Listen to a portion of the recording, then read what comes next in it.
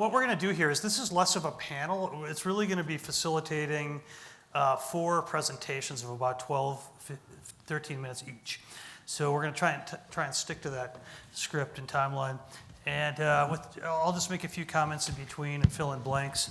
But if there's something that you would personally would like to hear about these businesses that not mentioned, I'd like to hear that at the end, so we can make sure we're covering those bases. We're going to start with Contegra. Brian, you can take the podium. We decided to go with the podium upon request. Yes. Yeah, and I've had the privilege of serving on the board of Contegra really since the board launched. And this, when we got in, you were at, I think, $300,000 in sales and an unproven plant. And we viewed it as a huge risk to our fund because you don't want your first 1 or 2 investments to fail. Otherwise, you have no fund. So we did significant due diligence. Brian can tell you about all those battle scars. And we sent in Paul Sherry, our resident engineer, and he gave a thumbs up on their plant technology. And this year, I think close to $8 million in sales. Yeah, somewhere around there. Yeah, and all within 4 years. So $300,000 to $8 million. Real quick. We put $350,000 in June of 2020. That was a loan. Then we did another $500,000 in December of 20, and then $750,000 in 2022. A bridging loan of $1 million in July of 23. Preferred equity $900,000 in May of 2020, and then participate in a safe note, which is a future equity promise of $1 million just this year. So we've tried to really step in when they needed capital the most to get them through to the next level of growth. And you're learning a little bit about our investment strategies. We always look for upside beyond just the coupon on the debt.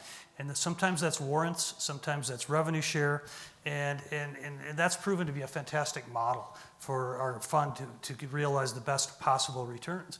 So Brian, I'd like you to take the podium and share about Contegra. So good afternoon. My name is Brian McKenzie, and I get to talk to you about Contegra, a bit about my journey, and how together we're bringing hope to Kenya and around the world. So we'll start off with a video, Lord willing. Agriculture holds the power to transform lives across the globe. It's more than growing crops. It's about nurturing hope, fostering resilience, and creating sustainable livelihoods. There's a local charity that hosted a bunch of entrepreneurs from the United States. And they came across this video of a Maasai saying, "We pray for the day that God makes the fields white with pyrethrum again."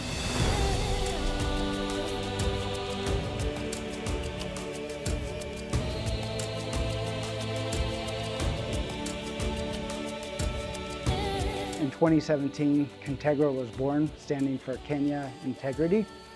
And the whole purpose of it started off with how could we help one community, which grew to, is there something that we could actually do that would make a difference for Kenya?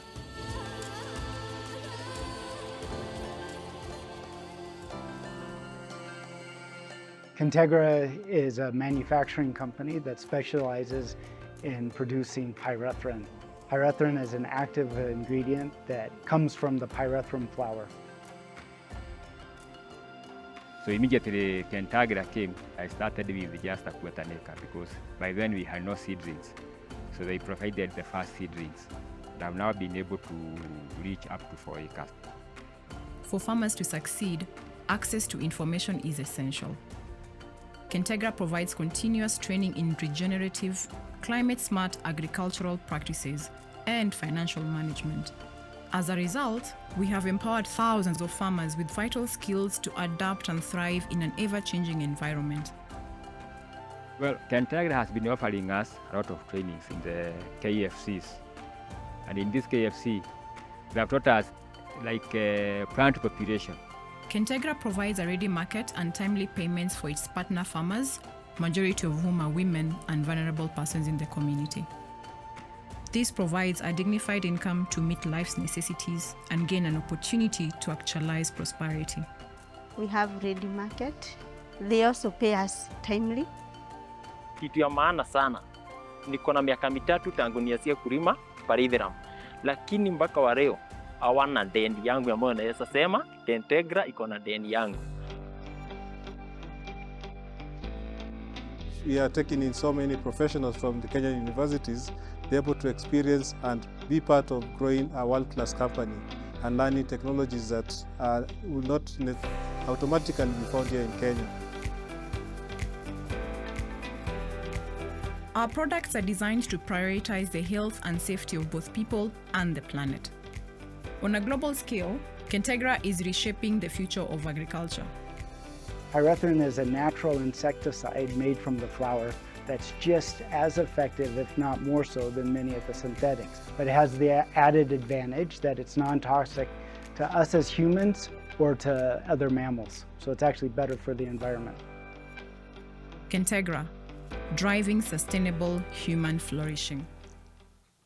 So that the marketing team has done a much better job than what I'm going to do in presenting the rest of the company here. But at the risk of repeating what many of you may already know about Kentegra, let me just do a quick overview of what we do as a company. So at the heart of it, at the most basic level, we take dried pyrethrum flowers, which look like daisies, and we take it through a solvent extraction and refining process to come up with an active ingredient called pyrethrin. We take over, there's over 274 steroids and esters in the flower, and what makes up pyrethrin is 6 of them. So through that extraction and refining process, we concentrate it to a 50% concentration, and that's called pale refined extract, or PRE. That PRE is what then we market and sell around the world. Pyrethrin is a broad-base insecticide. So you'll find it, think of from a household, from mosquito sprays to killing cockroach, bed bugs to lice. From a farm, think of fly, ticks, fleas. From a public health standpoint, spraying campaigns for mosquitoes. And one of the areas that is really growing is from a crop protection standpoint. As more of the synthetic insecticides are being banned for negative health consequences, a natural replacement for that is pyrethrin. So the superpower of a pyrethrum or pyrethrin, the active ingredient formulation, is that it is non-toxic to mammals. And it does not leave any residues in the environment after deployment. Teach you a little bit more about the flower. The pyrethrum flower is a bit of a miracle. For our farmers in the highlands of Kenya, the flower is 3 to 15 times more profitable than the competing crops. Think of maize, beans, potatoes, cabbages. The flower grows year-round, but once a year, either in the long rains or the short rains, you need to cut it back to revigorate it for the next season. And when I say it grows year-round, it's a perennial plant, and so it will continue to produce flowers throughout the year. I like to say that if you take care of the flower will take care of you. It is not a crop that you just plant and leave. You are in the fields on a weekly basis, either weeding or harvesting flowers, and you put in the effort, it'll pay. This is a rain-fed crop. It's drought resistant and grows best over 1,800 meters or just below 6,000 feet. The highlands of Kenya happens to be one of the best places in the world to grow the flower. It offers the perfect growing conditions, being on the equator, the volcanic soils, and the high altitudes. So our model is relatively straightforward.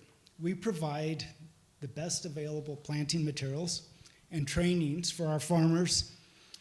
We have 3 farms that we do our research and development and propagation at. So not only are we looking to develop new varieties of the planting material, better drought resistance, better pie content, better disease resistance. We're also working on the best agronomy factors. Everything that we teach our farmers has been tested in our own farms first. So also at the farms, we do the seed, we grow the seed for the farmers and propagate materials. Contegra is now in 12 counties, employing over 50 people who are recruiting, training, and supporting our farmers as they engage in this pyrethrum journey. There are 4 purchase teams, 1 in each region, and these teams buy from over 160 different locations. Now, the frequency could range from once a month to 4 times a month, and that just depends on the flower volumes in that area and where they're at in their development. The dried flowers are received at the factory where our team of engineers and operators perform the value addition, converting the flowers that come in at an average of about 1.6 pyrethrin content to that pale refined extract that I talked about at 50% concentration. So we have about 150 people working at the factory, and the factory operates 24 hours a day, 7 days a week. Our process does not like to be stopped. So then once we have the pale refined material, our job is to market, and we do sell it around the world. So the field team has a motto: to pay farmers timely, to treat farmers fairly, and to serve farmers with integrity. This guides our interactions with our farmers as we aim to be transparent, to add value, and to treat our farmers with dignity. This purchase event is attended by a FRO, a farmer relationship officer, one of the agronomists, and the purchase team. We communicate with our farmers via text messaging. So we'll send SMS, both when and where the purchase event is. We'll send them a text message also for the confirmation of the weight of flowers purchased.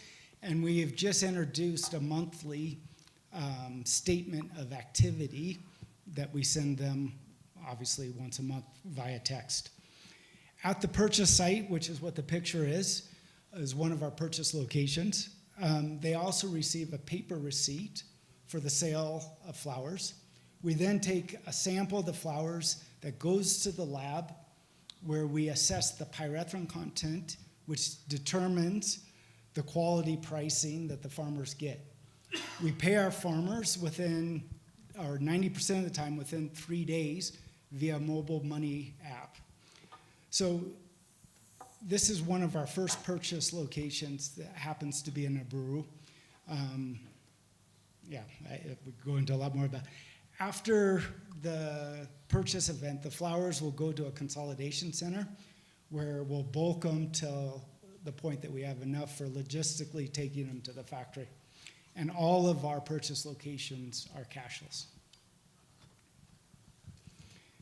So this picture was taken at our groundbreaking event in July 2023 at our new site in Naivasha.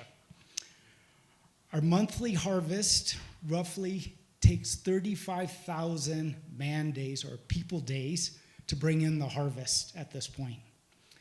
We have over 330 total direct employees, and we're serving over 30,000 farmers in the highlands of Kenya. Our team is young, but God has brought some great people to us, and our reach and impact in Kenya is starting to be noticed. This picture was taken less than 12 months from that groundbreaking event. We are now fully extracting from the new site. This is just a picture of the extraction line at Naivasha. So the team has done a fantastic job. We have now moved 79 people who reside permanently in Naivasha to operate our extraction facility there. So with a team like we have, people are starting to notice. Late last year, we won the award for corporate excellence in innovation from the State Department. And then just earlier this year, the Financial Times ranked Contegra the 9th fastest growing company in Africa, and the 1st in Kenya. So it's wonderful. It's wonderful to receive the recognition, primarily as a validation for the hard work that the team is doing. But really, our why is that we get to be part of some incredible transformations. I'd like to introduce you to Lucy, who I first met about 5 years ago. She's from Turkana, and those of you who know anything about Kenya, Turkana traditionally is a pastoralist community. She was displaced during the post-election violence in 2007, and she was resettled into Nakuru County, where her and her family had to learn how to farm. Lucy was dependent on the community for her survival. She started growing pyrethrum about a year before I first met her. And over the years, we've seen Lucy, through the proceeds of pyrethrum, provide for her family. Think of school fees, healthcare, the things that have been mentioned.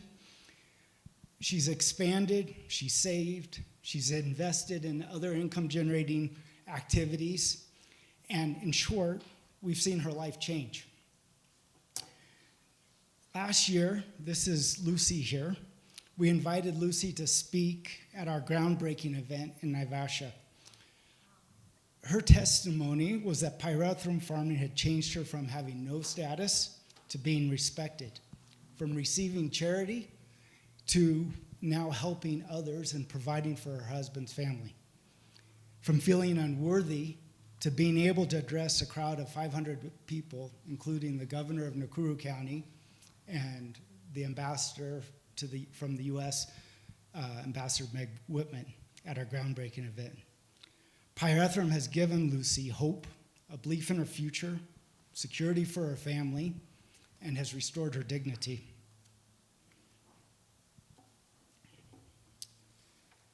My wife, who's here, Sharon, you want to just wave? We first met at boarding school in Kenya. Her family was with the African Inland Mission, and mine were with the Lutheran Church in Madagascar. Growing up, seeing how things worked and what didn't work, both in the church and the wider development world, really shaped my views on sustainability. After high school, I went back to the U.S. for an engineering degree, worked on a number of large projects, went to graduate school, got an MBA in finance, joined Arthur Andersen in their M&A group, and while at Andersen, Sharon and I were married. First of our two children, the first two of our three children were born while at Andersen, and just as the second one was born is when Arthur Andersen blew up. At that point, I joined a portfolio company for the Carlyle Group in Southern California as CFO, and that started a 13-year journey growing from a business, an aerospace business, from about 70 million in sales to over $1 billion, and we ultimately sold to Alcoa in 2015. There was nothing about those last years that supported family life, and by the grace of God, Sharon and the family put up with way too much. After the merger, we decided to create some time and see what God would do. I resigned, and God started to move. In a week, we had a way back to Kenya that allowed us to be involved with a church plant in the UK where we had been living for about a year before we returned to Kenya. We knew that God had something more than what brought us back to Kenya, but the irony is, as we were making and praying through those decisions, Contegra didn't even exist. Many of those things that we felt were lost, time with family, relationship with the kids, hopes, dreams for our life, God restored in the coming years. I still feel that I struggle with showing my family the priority and importance in my life compared to the needs and demands of the business. So if there's any wise counsel within the room, it'd be most welcome. I wish that I could say that it is all smooth sailing. The reality is it's hard, messy, and only for the grace of God that we're here. Since we started, just from a Contegra standpoint, we've had thefts, betrayals, court cases, a pandemic, election turmoil, many protests, the worst floods, droughts, and locust invasions in over 30 years. We've heard about the currency, volatility. And I could also reel off an equally important list of family circumstances. Yet I can still say that as God has been faithful through it all. Some of that statement is also an act of faith. We need to take the next step and leave the outcomes to God. Your prayers for the entrepreneurs, the families, and the businesses are truly needed. Recently, I heard a sermon by Rick Warren on the 6 stages of faith. There's the dream, the decision, delay, difficulty, dead end, and then deliverance. By the time a situation gets to step 6, deliverance, it is clear how small a part we play and what God's sovereignty is in everything. So just look at the steps in terms of God's calling on Moses and the steps that they went through as they left Egypt. From a personal standpoint, God's over and above was bringing our oldest daughter back to Kenya with her family. Otherwise, not sure what we would have done when our granddaughter was born. So I realize I'm running longer. I said 15 minutes in my note. We would not be here without our partners. Talenton has a special place in my heart, not only for being one of the first funds to invest in Contegra, but on my first official day at Contegra, I was introduced to Harry Turner and John Halverson, who are visiting and touring the empty warehouse called a factory.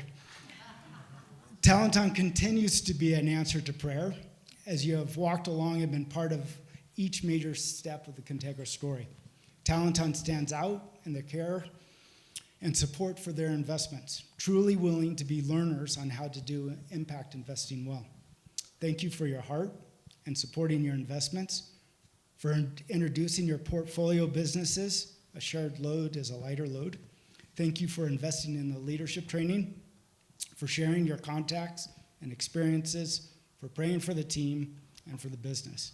So as investors to Talenton and pass through to Contegra, thank you.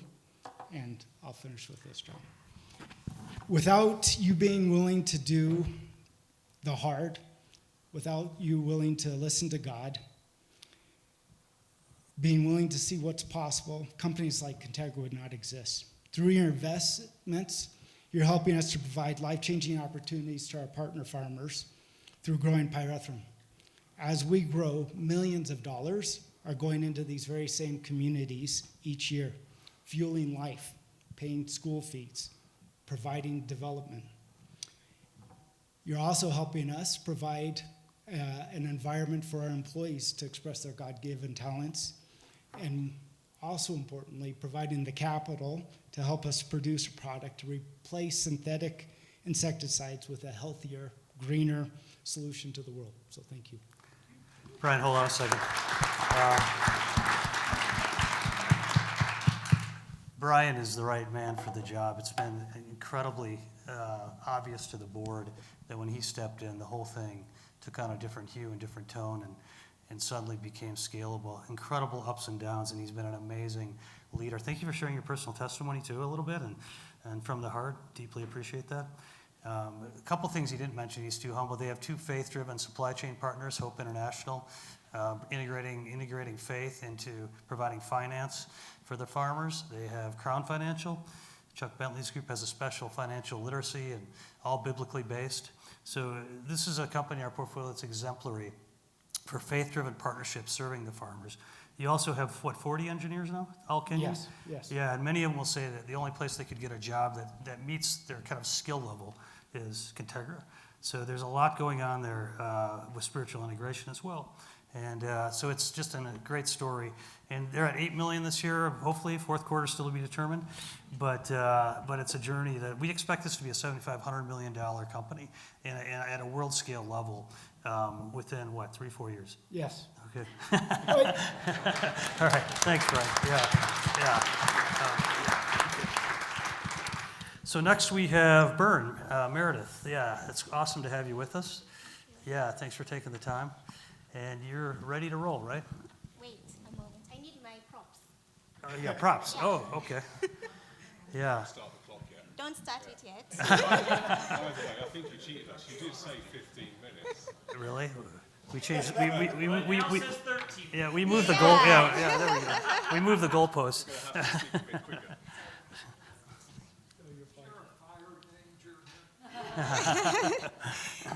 Hi, everyone. So my name is Meredith Mudhoni, and I am the head of electric finance at Burn Manufacturing. Quite a mouthful, but actually what I do is I head the strategy and fundraising for our electric cooking product line that we launched last year. So Burn is been in business for about 10 years now, and like any teenager or preteen, we are going through some sort of identity crisis. So you'll notice we have a new name called ECOA by Burn. We're trying to just be able to have a rebrand that speaks more towards the needs of the continent of Africa. And at the same time, when we did launch the electric business, which I'll talk about, our customers didn't like having an electric appliance in their home called Burn. So it was about time that we changed our name. So just about the name change, I will use ECOA and Burn interchangeably, but we are one person. We're just trying to find ourselves. So Burn was started by our CEO, Mr. Peter Scott, and his vision and passion really came from the time he spent in the Congo working with communities. He's lived and worked in Africa for more than 25 years, and he realized that they had stoves or cooking stoves that could not even boil water. So that made him raise some money and to come to Africa and set up Burn to distribute stoves that are very efficient. And we've done 5 million of these stoves over the last decade. I think I'll go to the next one, yes. So a bit more about Burn. We have a facility that currently produces about 200,000 stoves every month, though at capacity, this is 500,000 stoves, so 6 million stoves a year is what we can actually produce. And we have 3,500 employees, 50% of whom are women.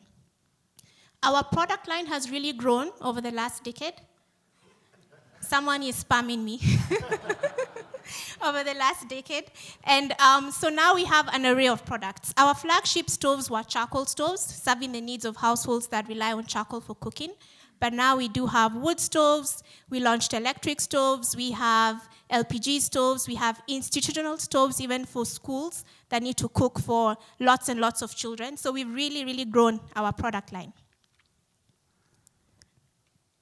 And someone is spamming me again. Okay, I'll speak from the heart. So now, we are a vertically integrated company, or rather carbon project developer. And what this means, we do a lot of our operations and everything in-house. I don't know if you can hear me. Okay, great. So this means we do our own product design, we do our own manufacturing, we do our own distribution. We have a team of over 2,000 sales agents that go door to door, delivering and installing stoves in people's homes. And we also do our own monitoring, issuance, and sale of carbon credits, which I'll talk about a bit more. So right now, Kenya is our manufacturing hub. And through that hub, we've been able to impact more than 26 million lives. We've saved 14 million tons of wood and also reduced 25 million tons of carbon emissions from the environment. And in terms of savings, households say that we've been able to save more than $900 million just from changing the way that they cook. But one thing I want to point out here, these are nice numbers in terms of impact. But really for me, the impact that does stand out most is when I give a customer or a woman a new stove, is how their quality of life improves in an instant. And it's very hard to quantify that, because things like your children getting sick, you experiencing headaches from something as simple as cooking, instantaneously just goes away. There's no metric for number of headaches reducing in a day, but really that is where most of the impact really is when it comes to this, in terms of the quality of life of women and children significantly improves just by changing the way that they cook. So we have won awards, so let me brag a bit. This year we were voted by Time one of the top 100 most influential companies. Last year, the Environmental Finance recognized us as the best project developer in the category of energy efficiency. And during the United Nations Federation Climate Change Conference in Dubai, we were recognized as a change maker in our work that's transforming livelihoods in health and deforestation. So we've been expanding, very busy at Bern over the last couple of years, and we've opened a couple of new manufacturing and assembly facilities. So now we have assembly facilities in Tanzania, in Zambia, in Ghana, and Nigeria.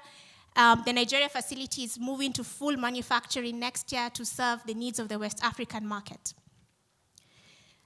These are the 9 countries where we have the home delivery that I did talk about. So we have a network of agents that do this for us, and after-sale stations to manage any maintenance and repairs. We've done carbon projects in 10 countries so far, some directly and some working with partners. And we also have B2B sales. So for some countries where there's a strong distribution or retail network, we do sell to wholesalers who buy our stores to distribute to other communities. And call centers. So this really helps us manage the whole registration process in terms of getting the carbon projects up and running. So I've said many numbers on impact, but it's not just me saying it. It's been verified.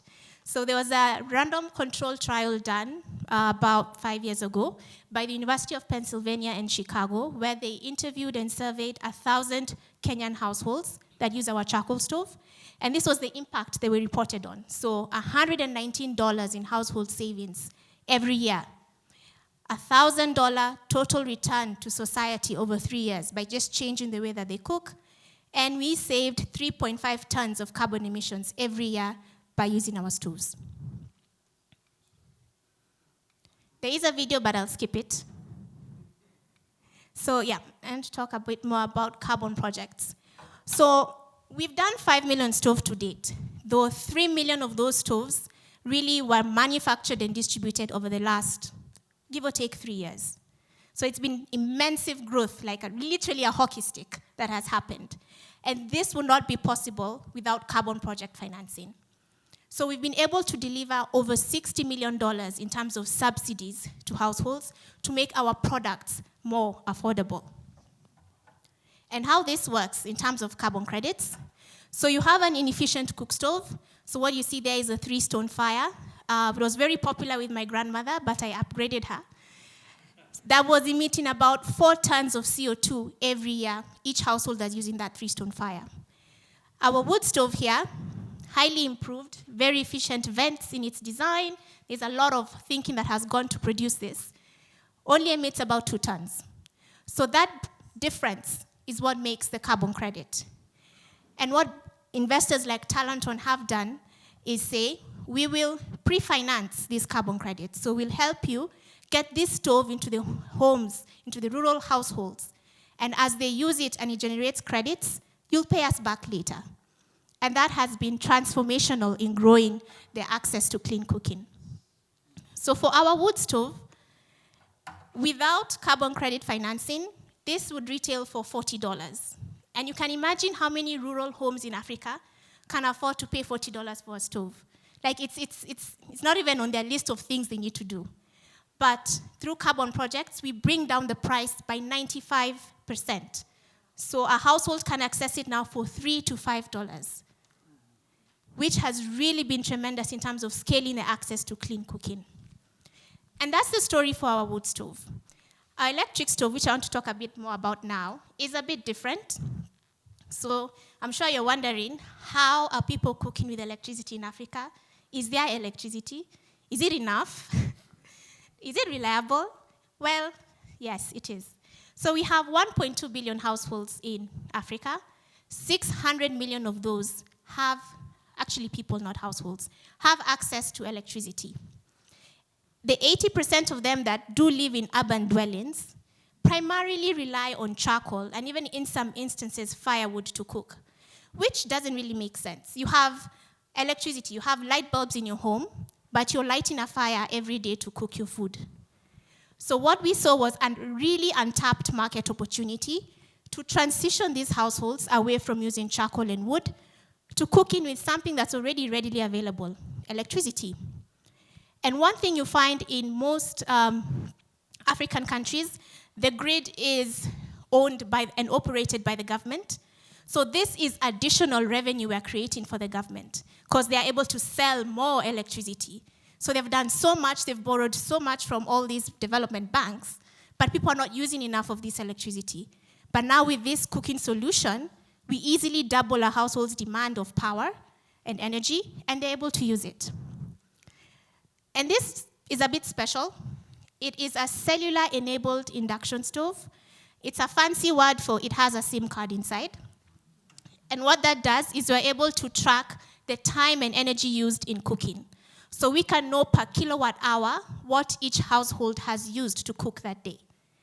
And this is powerful for us because we're able to generate premium carbon credits because it's using a metered methodology. So it's not about audits and surveys, but we can tell, we have the dashboards, it's showing us this is what this person used, this is the number of credits that you should get for the stove. Another thing it has enabled us is to offer it on a pay-as-you-cook sort of financing plan. So this would retail for about $100. A household would pay $20 up front, and then about $1.50 for less than a year, and they fully own it. But in a carbon program, we can bring down the cost by 50%. So instead of paying $1.50, they could pay 50 cents every week. So really lessening the financial burden in terms of ownership of such a transformational device. You'll notice I have some pots. So we sell it with pots. And this is one of the most unique selling propositions for the product because most families don't have induction-compatible cookware. It made sense to just bundle it.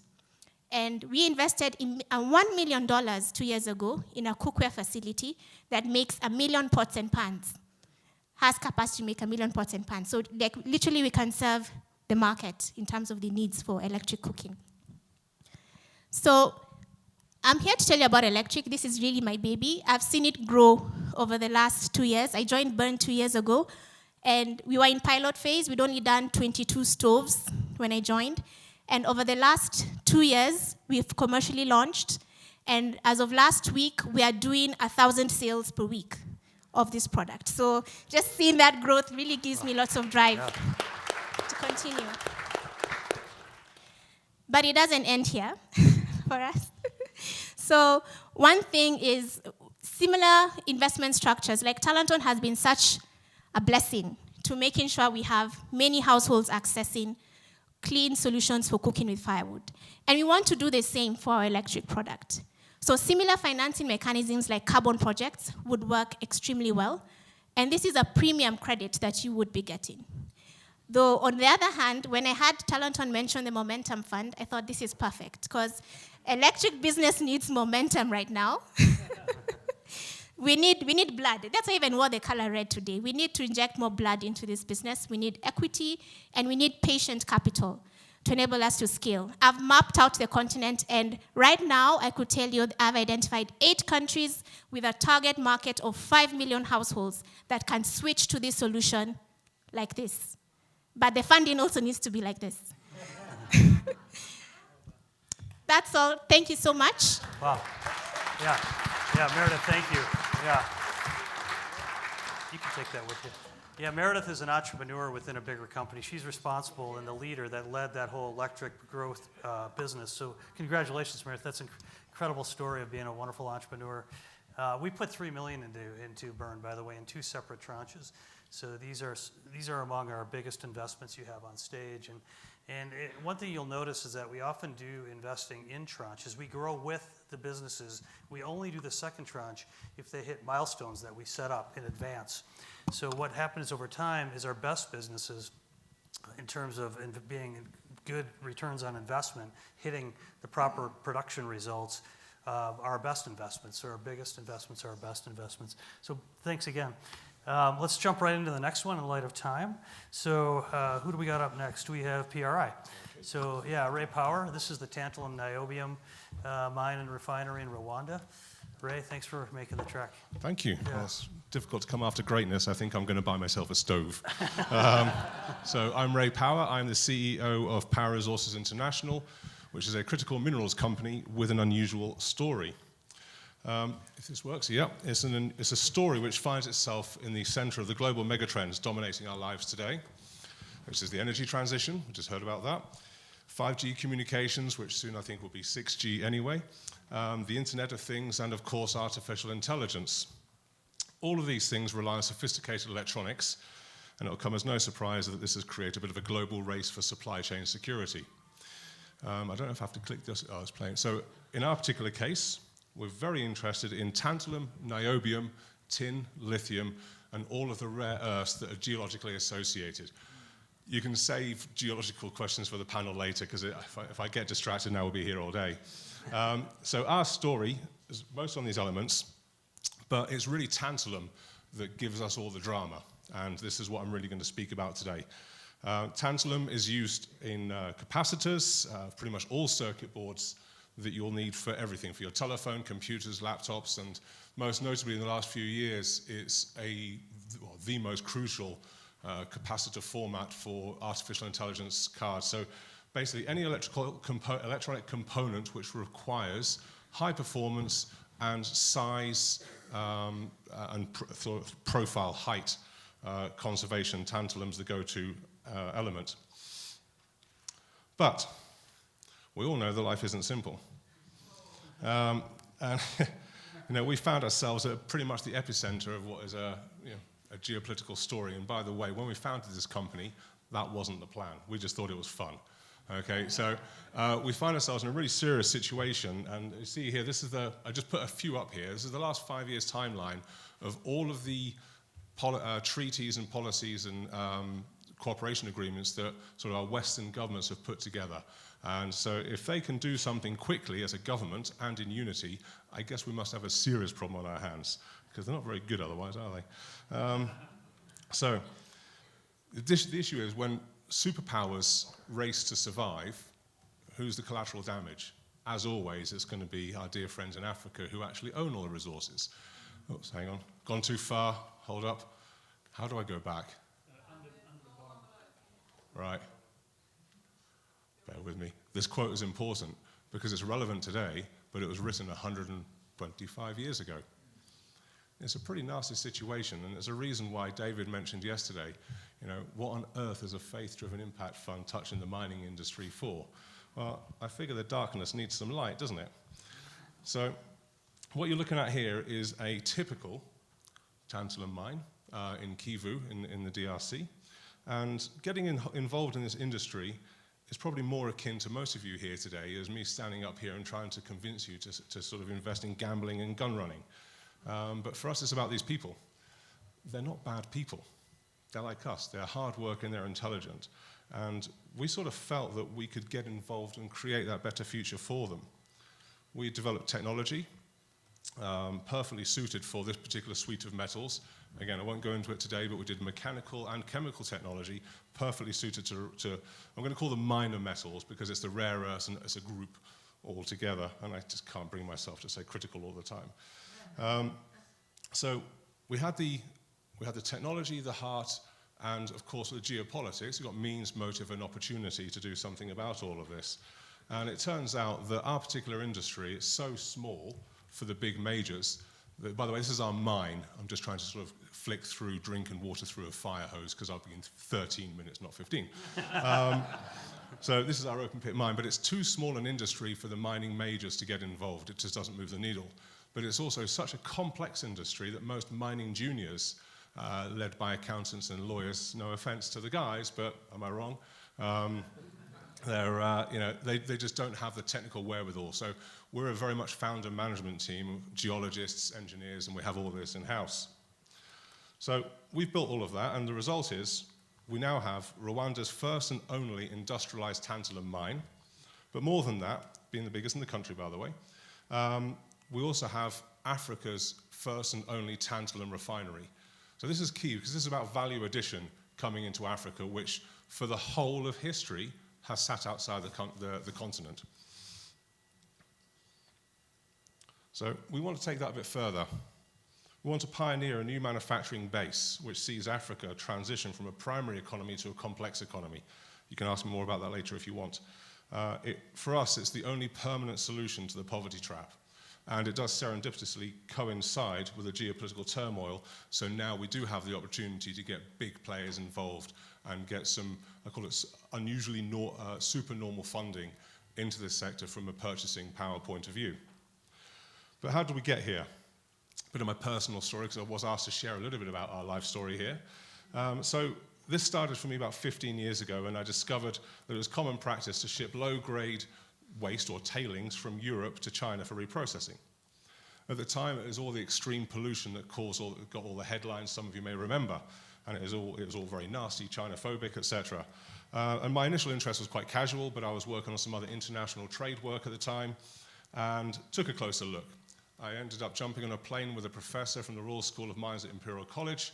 We went around the Chinese lead and zinc industry, and whilst the Western markets are structured as a pure play, let's say zinc play or lead or something, they don't necessarily invoke good stewardship by definition. The Chinese don't invoke good stewardship for a different reason, but what they did do is valorize every single element in production. So if you go to a lead zinc facility, you'll also see cadmium and gallium and maybe some gold, because it's polymetallic. So we came back from there with a lot of head scratching and really spent a few years just thinking about it. That curiosity turned into what I can call my version of activism, which was to set up a mineral consultancy business specializing in innovation, initially for all of these tailings projects to try and get value that had been left on the table and clean up the environment.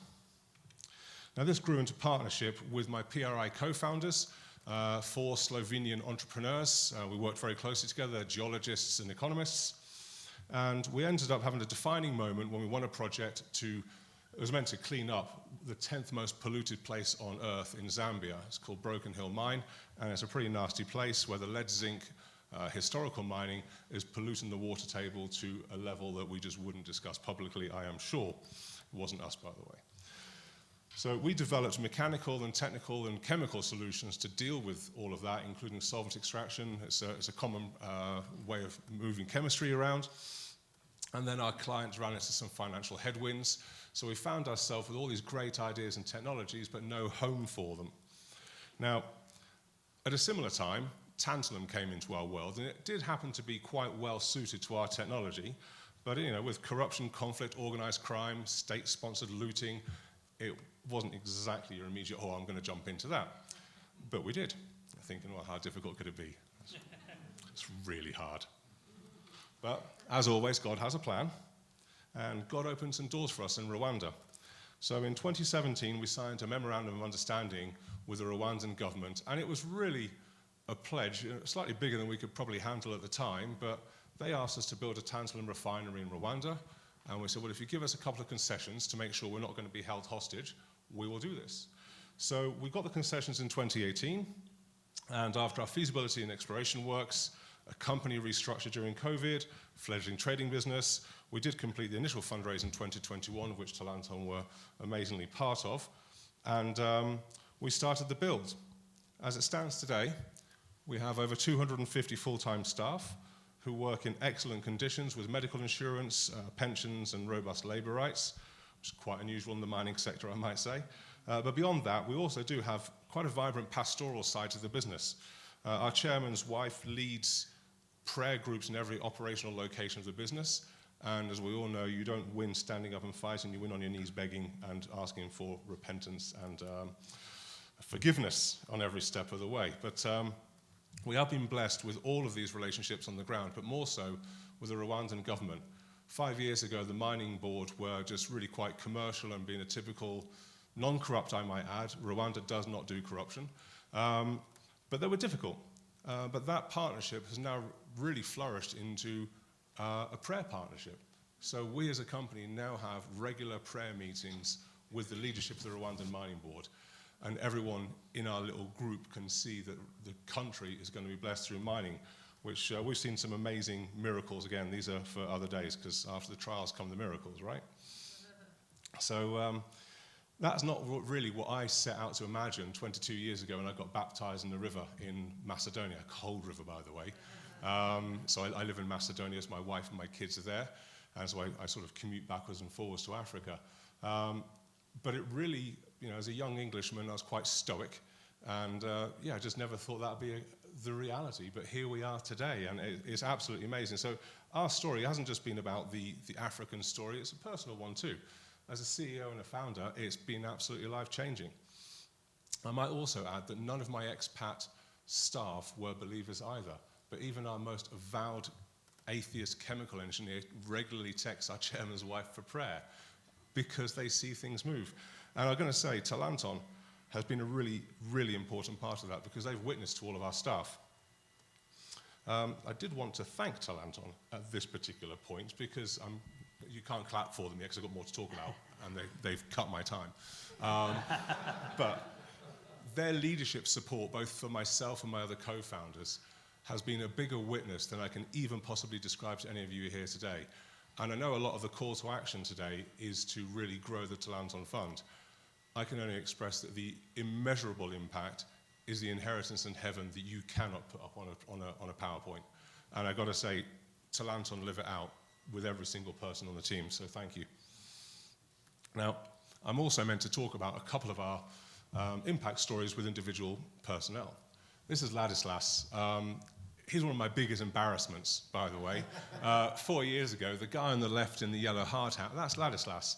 My intention then during COVID was to do a bit of a video interview with our staff and say, you know, what's your background, who you're from, let investors know.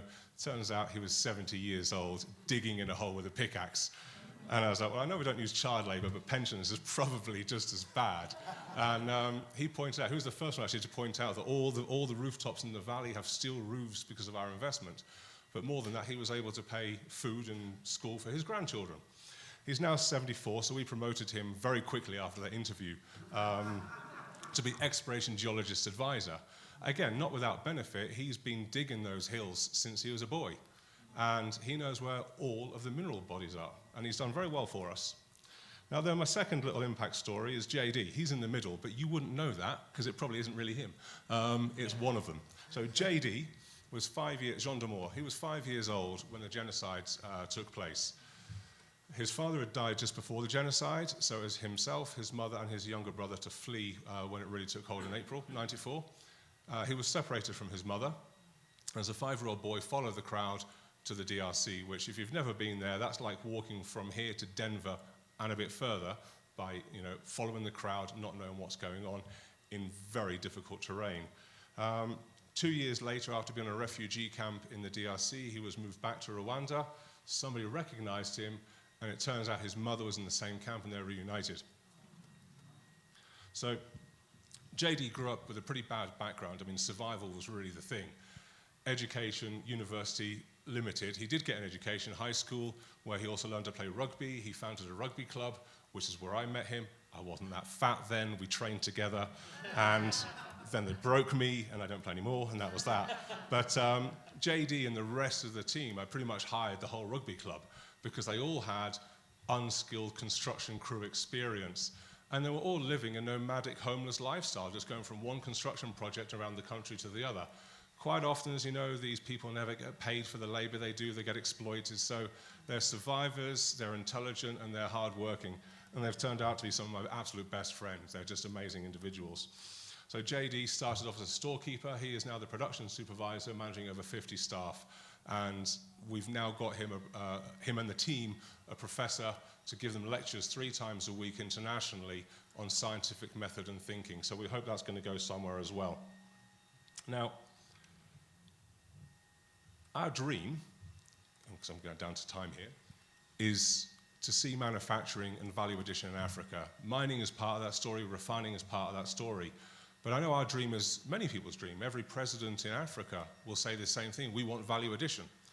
But this is a slide here of the state of the global chemical industry. It's about 5.4 trillion, I think, a year, plus or minus. The continent of Africa's market share in chemical production and sales is 64 billion, less than 1.2%. Now, you cannot make dyes for clothes, varnish for tables. You can't make anything without chemicals. So our vision, we hope, is to be the catalyst that can create a Pan-African chemical industry from the mineral, call it the inorganic chemicals, hoping somebody else can come in and do the petrochemicals, and then we can basically evangelize to bring other manufacturing in. So We heard about the fourth quarter from Jerry White this morning. I think I already know my fourth quarter is still building factories in Africa. We just want to do more of it, and we think that that 400 million jobs, I hope we can make a dent in it. But thank you very much. Yeah, great. Before you sit down, 2 quick questions, and we'll need really quick answers. Which international transparency and certification organizations are you working with just to verify no human trafficking, fair pay, forced servitude, no harm to the environment? I know you're working with a bunch. I want to make sure the audience knows that. Yeah. So the gold standard in our industry is something called the Responsible Minerals Initiative, and it's a subset of Responsible Business Alliance or Association, I forget which, and that's formed by Google, Apple, and all the big American majors. And their thing is we do a 100% per gram line item every year to guarantee that every single gram is conflict-free, child labor-free, slavery-free, and all the good stuff, and we get environmental audits too. Second question. You're working with tens of thousands of artisanal, these are very poor miners in villages that just scrape the earth to get a couple kilos of ore, and what are you doing for them? So we've basically developed something called the Supply Chain Transformation Program, where we have a long-term curriculum covering health and safety, governance, and all the other skills besides just digging, including mineral processing.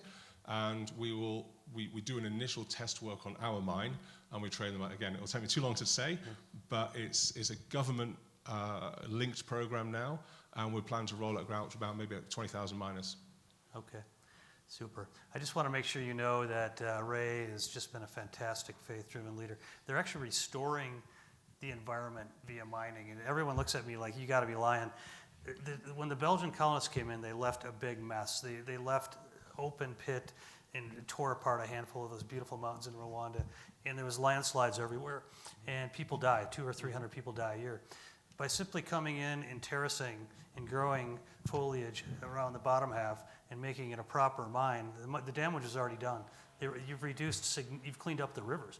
Yeah, I mean, I won't bore you with it, but there is a huge environmental program with what we do, and it will, we hope, over the next 20 years. This is not a quick game. This is not a 5-minute job. But over the next 20 years, create riverbanks and stop farmland erosion across the whole region. So we put in $3 million into PRI in 2 tranches, term loan plus warrants on equity, and a convertible note of $1 million. And we started that in 2021. We got our first warrants were at a $18 million valuation. Andy, what's the valuation on those warrants now, or Ray? It's a 2x. 2x. You remain very conservative. He's our CFO, so he's being super conservative. Yeah. Yeah. So anyways, Ray, thank you so much. Thank you. We actually did. Thank you. Biofarms, yeah. We actually did say 15 minutes, but we put 13 minutes knowing they'd go long, and you all went long, so we had some wisdom in that. Okay, thank you very much. My name is Daniel, and I am going to make a very brief highlight about our story, and then Dr. Mather will be making the presentation. And so it's very brief. Dr. Mather and myself are the co-founders of BioFarm. She's my wife, business partner, and we work together. And it's been quite tremendous. BioFarm is celebrating the 10th year this year. We started operation in 2015, and down the line, at that time both of us were working.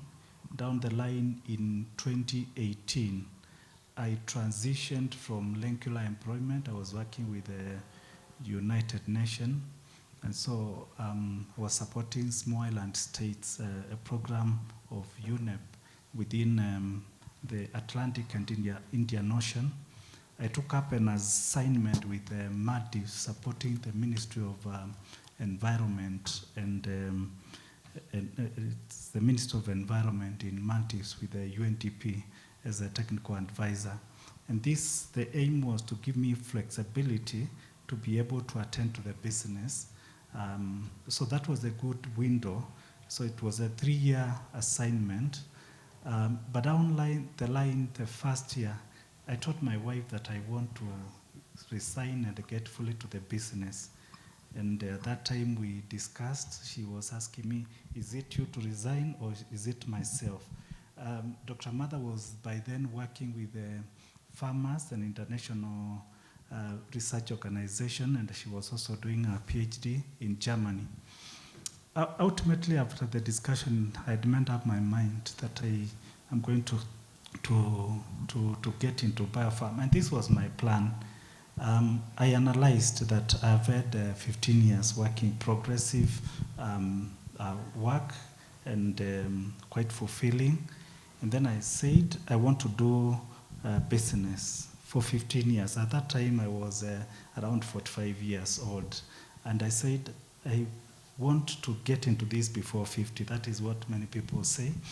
And so I told her that I want to get into a business and do for 15 years, assuming that this was a foolish assumption.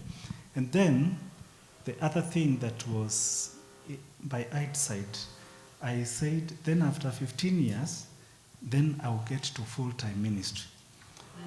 And you know, as I said that, God was hearing that. And I can tell you from that, we decided to move on. We had discussion with my wife, we discussed and all that. Eventually I moved on. We came into the business, but God stopped everything. And as she'll be giving an overview of the company, you'll see it somewhere along the line.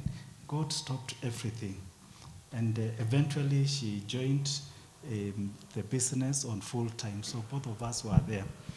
But God stopped everything. And then my wife went she was invited by a friend to attend a session of training.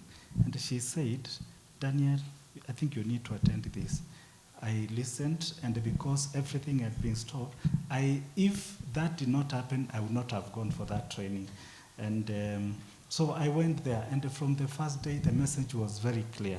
It was extremely very clear that we need to put our priorities right. And this was the message. It is not good enough to be a good entrepreneur. It is not good enough to do a good business or to be good. I was a leader doing in the church and all that. That it counts to align your priorities. That as beyond being a good business leader, you need to consider, to take into account what counts at the end of this life, and that is living with eternity in view. And all of us got aligned that as we do business, it's a platform to serve God in that business. That is not our business, it's a platform to serve God in that business. And that is what we are doing. And we are so grateful. Along the side, God brought a partner, and I was so amazed. How is it possible to get a partner that is so much aligned to our principles?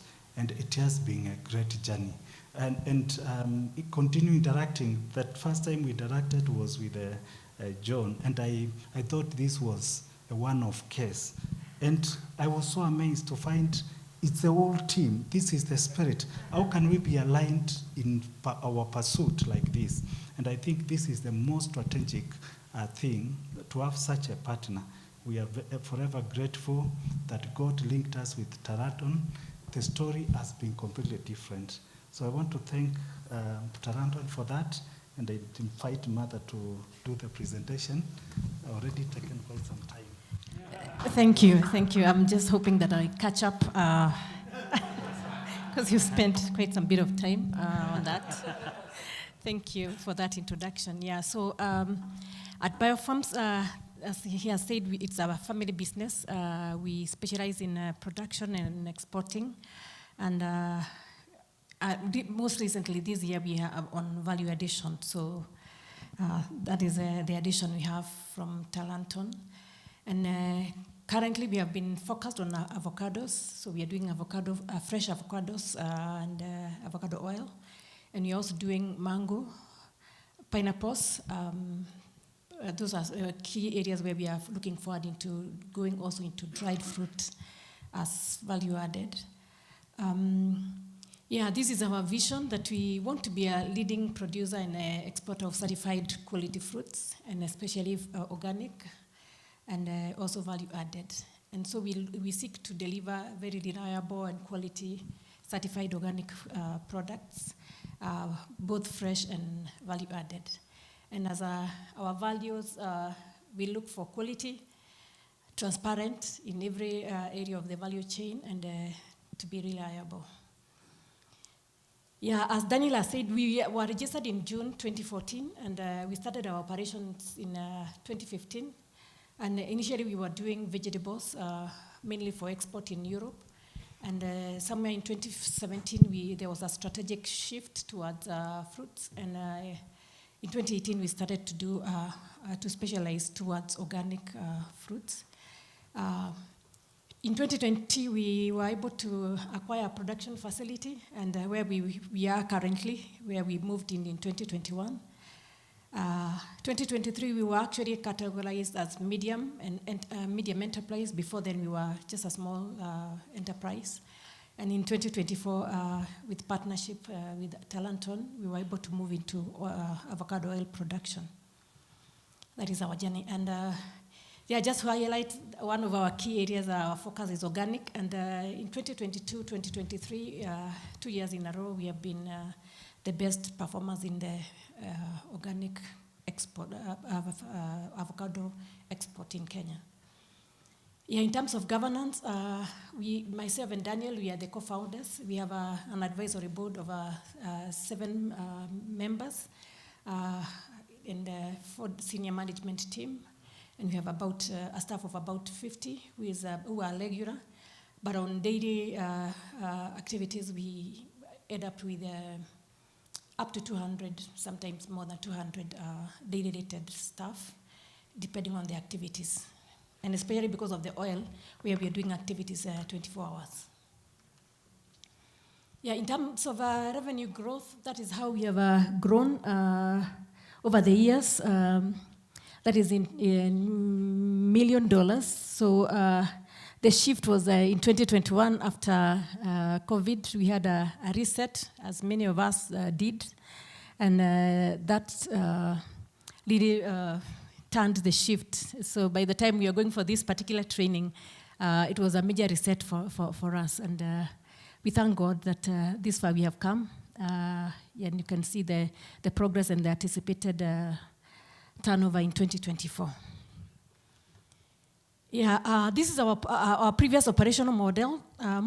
We had fewer farmers, and we were relying on aggregators. Aggregators are like brokers, so they buy from farmers and come and sell to us. And we were doing the processing.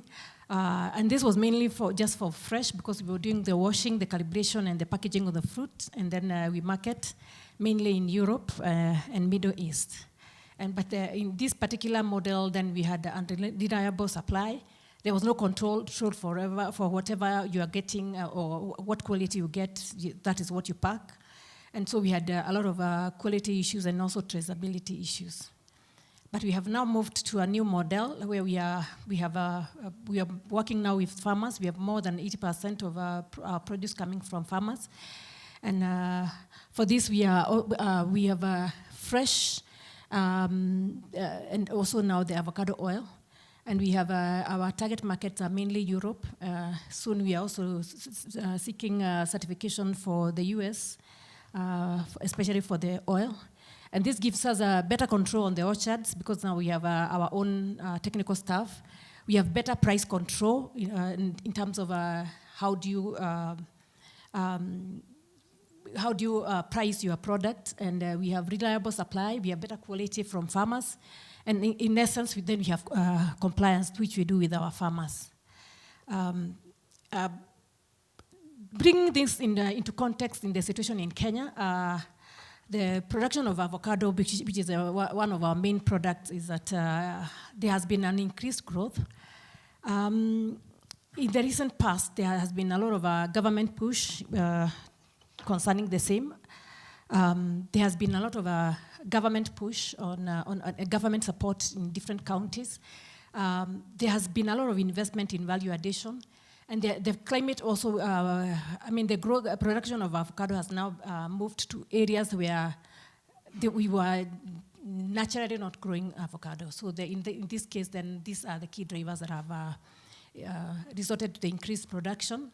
And this is where we are, our niche where we want to plug in terms of growth.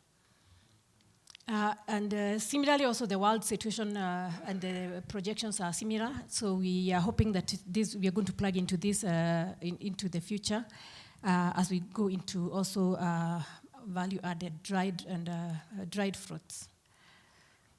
Yeah, we do support our farmers, and in terms of impact, we have a stable and sustainable market because of the support that we give to the farmers. Critical point, as the speakers in the morning were talking about, is technical support. So we have technical staff that work with the farmers through the situations in the field.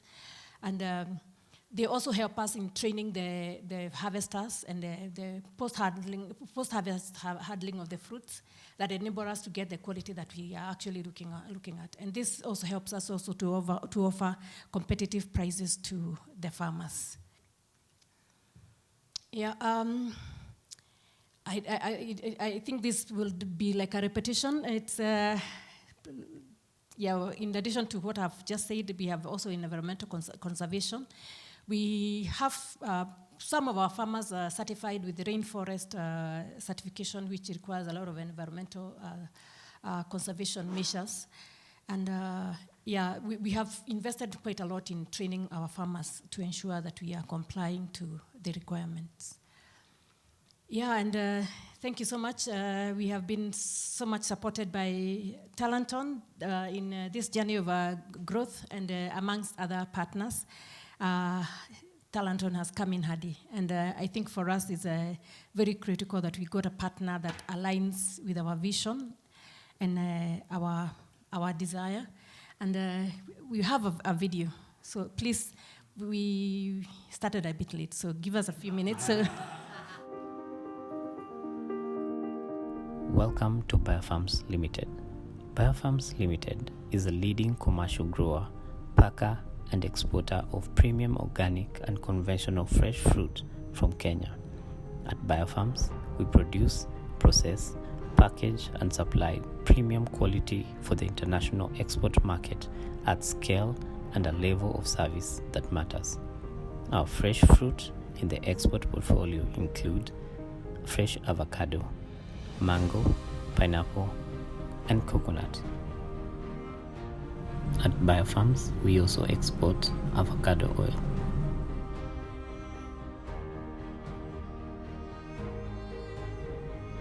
Biofarms Limited has had direct impact to the lives of the farmers and the local cooperatives. At Biofarms, we believe in giving back to the community. The following are testimonials of the staff and the community.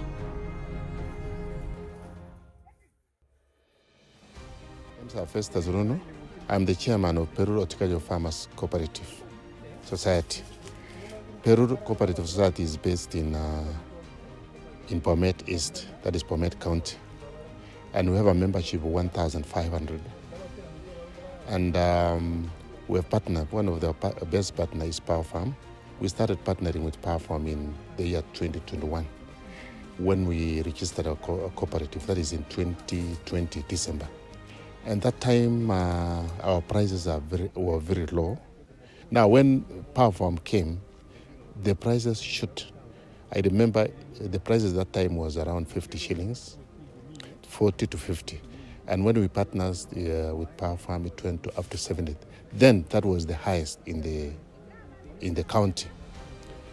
And one of the partner benefit of Power Farm was actually offering of agronomical services, because then we didn't have any person who could advise farmers on orchard management. Secondly, as you know, avocado is organically grown. That time there were a lot of pests within the farmers' farms, and then Power Farm actually introduced very affordable pest traps. But one of the milestones of this partnership was the introduction of the nursery. That is the nursery is 1,000 capacity. And we have been able to sell seedlings to our members. Apart from sales of avocados, we had also harvesters. And this is a self-employment for the youth. I could say generally, Power Farm has actually assisted us in improving the cooperative and improving the livelihood of the farmers. I could say that Power Farm right now is the best marketing farm within the 3 counties. And I must say, as a chairman, on behalf of the members, I must thank the Power Farm for assisting us to reach this level. Thank you very much.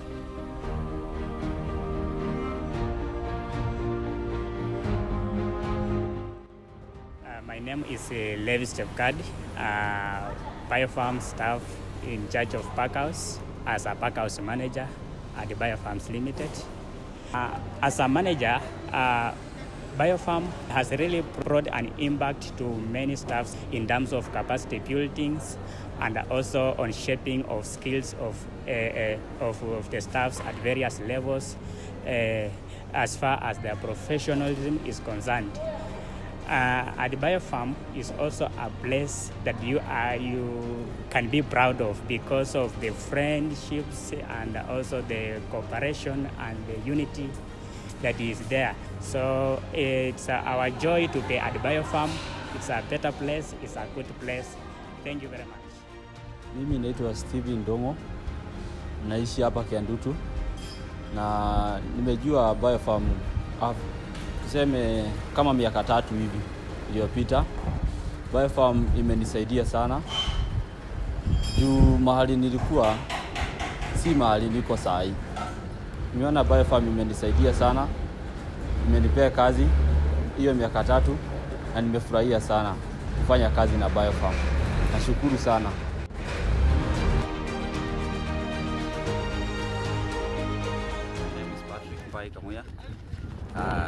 I'm a defender in Nika Stars. I joined this team last season, which is season 2023-2024. The sponsorship made me come join the team because the previous seasons, they had no sponsor, they had nothing. Even footballs, we didn't have any balls equipment. So that meant even players not come join the team. But as you can see, the number, we are more than 20 in training, which the last season, they were training like 4 or 5 players because they had only one ball, equipment, no cones. So when Biofarms came, when they came and joined with Nika Stars, you can see we have cones everywhere. The pitch is marked with cones, which was not there before Biofarms came.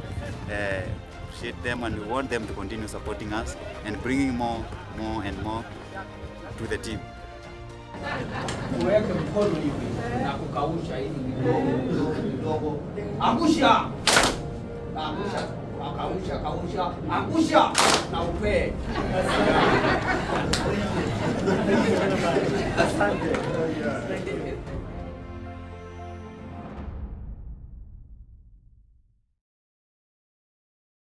Thank you. That is the story of Biofarms. Just to mention, like for the football team, as much as we're using their t-shirts for marketing, we're also doing Discovery Bible studies with them once a week to help them build character and to read the scriptures together with them. Most of them are not believers, and we are believing that even there, Christ will harvest souls amongst them. We also have a group of young men from Kiandutu. Kiandutu is a Ashanti area. Those who have been to our plant know you pass through Ashanti area, and my husband has been working with them, along with them, to help them on a business aspect, and most of them now have motorbikes. They have been very, very helpful, and there has been a lot of crime in that area, but we are believing God that as we work with them, their lives will be transformed. Thank you.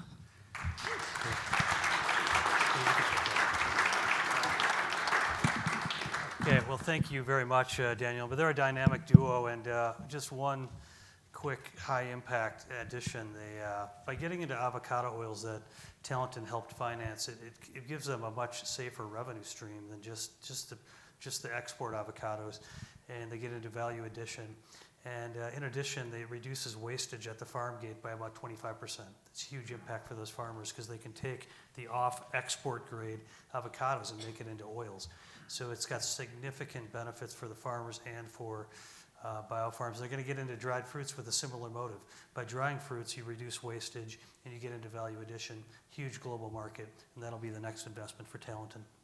Thanks to both of you for what you do.